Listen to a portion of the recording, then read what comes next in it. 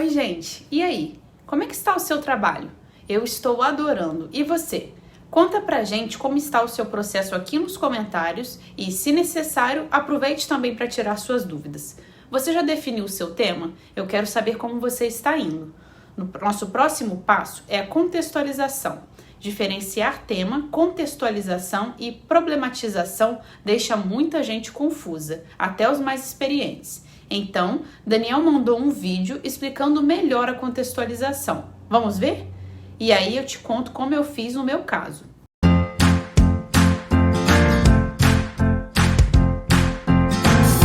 Mariana, eu sabia que você ia fazer um trabalho incrível na escolha do tema. Parabéns! Tenho certeza que quem está nos assistindo também está mandando muito bem. Agora vamos para o nosso segundo passo, a contextualização. Pode ficar tranquila que eu vou explicar direitinho. O tema que você definiu tem um caráter geral e abrangente, mas para que possamos desenvolver uma pesquisa, precisamos delimitá-lo. Com a definição do tema, você identificou o que será analisado. Agora é hora de responder em que contexto você irá estudar este tema definido. E você fará isso em 3 partes, que chamaremos de delimitação, história e comprovação. Para delimitar, você deve focar em algumas partes específicas. É como se estivéssemos iluminando uma grande área escura com uma lanterna. Seguindo essa metáfora, imagine que você está procurando por algo em um quarto escuro. Você irá direcionar a lanterna em várias direções, tentando passar por todo o quarto, correto? Pois bem, ao olharmos em cada direção, estamos mapeando o quarto para encontrarmos aquilo que procuramos. A nossa contextualização vai ser parecida com isso. Cada direção diferente para a qual olhamos, chamaremos de dimensões. E vamos trabalhar com 6 dimensões. Vamos conhecer cada uma delas? A dimensão temporal diz respeito a recortes de tempo relevantes para a sua pesquisa. A dimensão espacial relaciona-se com a abrangência territorial que a sua pesquisa envolve. Aqui é importante atentar para não se ter algo nem muito amplo, nem muito restrito. A dimensão sociocultural está relacionada a possíveis mudanças de comportamento das pessoas que podem afetar a sua temática. A dimensão político-legal envolve as decisões políticas ou leis que afetam um determinado tema. A dimensão tecnológica trata das mudanças que o uso de tecnologias pode impor relacionado à sua temática.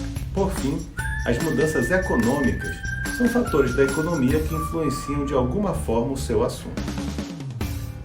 Bom, é importante destacar para você que, da mesma forma que na metáfora do quarto escuro, nem sempre encontramos algo ao iluminar uma determinada parte. É possível que você não encontre aspectos em alguma dessas dimensões. Talvez tenha até que considerar alguma outra além dessas 6 listadas. Por exemplo, se seu projeto pode gerar algum impacto ambiental, certamente será necessário considerar uma dimensão ambiental, correto? Tudo bem, não tem problema, basta você adaptar ao seu caso. Como esse processo que eu acabei de descrever, você conseguirá desenvolver a delimitação do seu tema, mas você lembra que eu no início da minha fala disse que você teria que fazer isso em 3 partes? Pois bem, a delimitação é a primeira parte. Temos que avançar agora nas 2 seguintes, história e comprovação.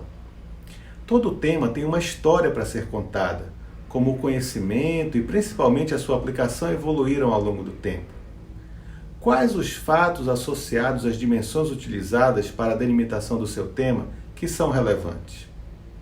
Atente sempre para questões relevantes na atualidade. Mas não basta restringir o tema com a delimitação e citar fatos históricos. É fundamental comprovar toda a sua argumentação utilizando dados.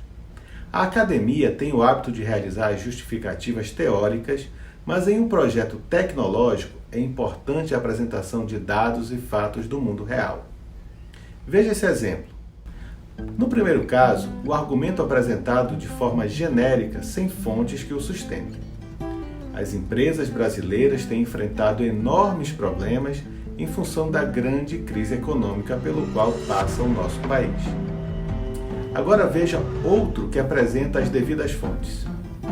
Segundo dados do Banco Central do Brasil, em 6 dos 8 trimestres dos anos de 2008 e 2009, houve uma retração do PIB brasileiro entre 1,5% e 2,3%, o que para alguns autores, como Krause e Silveira, pode configurar uma crise econômica. Não ignore fontes jornalísticas e órgãos representativos do seu assunto, como órgãos de governo, entidades de classe, sindicato, associações, etc. Eu sei que não precisava falar, mas é sempre bom reforçar. Só aceite fontes com dados com credibilidade. Há um canvas no material complementar dessa aula com perguntas que irão te ajudar a construir a sua contextualização. Você pode baixar esse material e ir acompanhando com ele. Depois de preenchê-lo, deixe-o à vista para que você consulte facilmente e atualize sempre que precisar. Agora, Mariana, você mostra pra gente como fez a sua contextualização?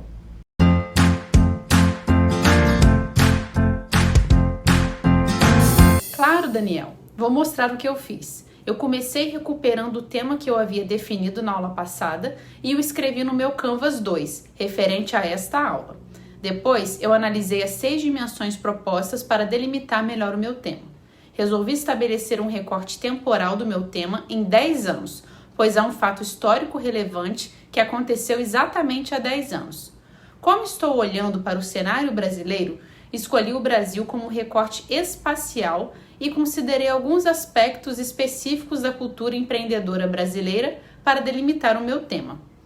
Por fim, achei importante elencar aspectos da crise financeira que o Brasil vem enfrentando há mais ou menos 7 anos, com a retração econômica, alta no desemprego, alta da inflação, etc. As dimensões político-legal e tecnológica não se mostraram relevantes para a contextualização da minha temática. Com isso, listei os principais acontecimentos históricos relacionados a essa minha delimitação e busquei dados que os comprovassem. Para terminar, realcei a importância dos dados e fatos históricos e defini o propósito de se estudar esse tema. Nossa, só olhando as perguntas fiquei confusa onde iria chegar, mas depois de responder a todas elas, tudo faz muito sentido e começo a enxergar mais claramente o meu projeto tomando forma. Estou achando muito legal. E você? Olha lá, não deixe de participar e de enviar todas as suas dúvidas, hein? Vamos rever tudo o que fizemos até aqui? Depois de definir o tema, nós começamos a afunilar para deixar claro o que será analisado e em que contexto. Fizemos a contextualização em 3 partes: delimitação, história e comprovação. Para isso, nós respondemos as 5 novas perguntas. Qual a delimitação do seu tema? Quais os principais acontecimentos históricos atuais? Quais os dados que comprovam os acontecimentos históricos? Qual a importância dos dados e fatos históricos? E por que esse contexto deve ser estudado? Quando você definiu o seu tema, você definiu o que estudar.